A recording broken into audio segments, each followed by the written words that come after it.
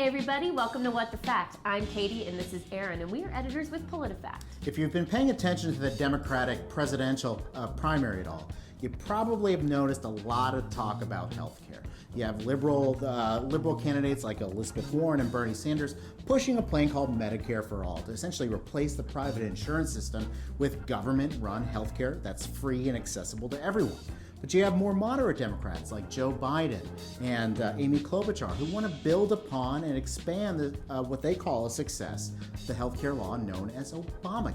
Okay, but lost in that is what is going on with Obamacare right now. President Donald Trump and Republicans in Congress have taken steps to undermine key parts of the law, including the elimination of the individual mandate. And some Americans may not know that there's actually a big legal battle right now in an effort by Republicans to dismantle the whole thing.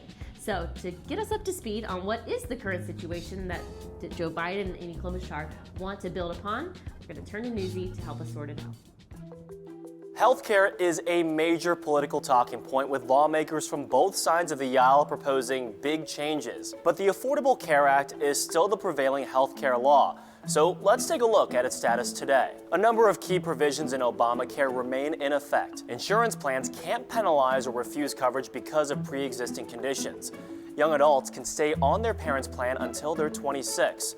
Some states expanded Medicaid coverage, and preventative health care is free. Arguably the most notable part of the ACA that Republicans and President Donald Trump have successfully undone is the individual mandate. The Tax Cuts and Jobs Act effectively eliminated that requirement by making the penalty $0. Other rollback attempts have faced significant legal challenges. In October 2017, President Trump said the government would stop making cost-sharing reduction payments to insurance companies. That money offsets the reduced premiums and deductibles offered to low-income families. Multiple insurance companies sued the administration to get those payments, and their cases are working through the courts. In June 2018, the Trump administration tried to change the rules around association health plans, which let small businesses and individuals band together for cheaper coverage. Those plans are allowed to avoid the minimum standards set by Obamacare. A federal judge blocked the rule change before it went into effect, and the Trump administration has appealed. All this could change with an impending court decision from the Fifth Circuit Court of Appeals. In July, lawyers for 18 states laid out their case for declaring the healthcare law unconstitutional as a whole. President Trump's Department of Justice decided not to defend the law, so attorneys general from 16 states and Washington, D.C. stepped in to do that. Regardless of which way that three-judge panel rules, the losing side is likely to appeal the decision to the U.S. Supreme Court.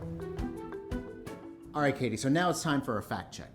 Former Vice President Joe Biden, who supports expanding Obamacare and opposes Medicare for All, does so, he says, because normal average Americans like the insurance they have.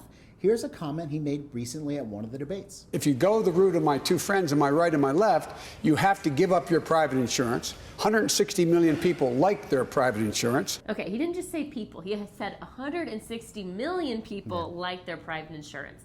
And that number corresponds with people who have employer-sponsored insurance. But when we started looking into it a bit more, we found that number is more nuanced, and in fact, it's more squishy than just they all like their insurance. The reality is that people like generally the insurance they have, but what we do know now is that people who have high deductible plans, high copays, they're of course less likely to like the insurance coverage they have, and that's why, for some people, Medicare for All might be more interesting because all of those payments go away. Yeah, I think that on the whole, most Americans say they are satisfied with their coverage. It adequately pays for their bills or helps them offset the cost of medical care.